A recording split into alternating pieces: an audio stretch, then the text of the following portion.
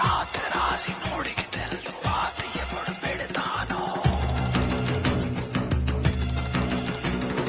మొత్తం మోసి తోడికి తెలుసు ఎలా నరికి నోనను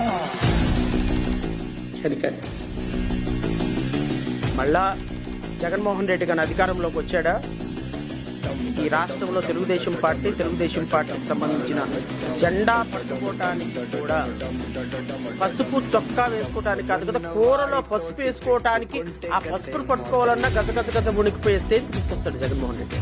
ఆడు ఎవడు ఏం చేస్తా ఉన్నాడు పేరు రాష్ట్రం రెడ్ బుక్ అయితే పోలీసులు ఎవరెవరైతే అధికారులు ఎవరెవరైతే మిమ్మల్ని ఇబ్బందులు పెట్టారు అందరి పేర్లు నోట్ చేసుకోండి. మీరు నోట్ చేసుకోండి. ఎవడెవడైతే అధికారి ఎవడెవడైతే వైఎస్ఆర్సీపీ కార్యకర్తను ఎవడెవడైతే ఇబ్బంది పెట్టాడో వాళ్ళందరినీ కూడా చూస్తూ ఊరుకోము. చట్టం మీద దోషులుగా నిలబెడతాము. ఒకవేళ వాళ్ళు రిటైర్ అయిపోయి వెళ్ళిపోయినా లేకపోతే వాళ్ళు దేశం విడిచిపెట్టిపోయినా కూడా ఎవరిని వదిలిపెట్టం.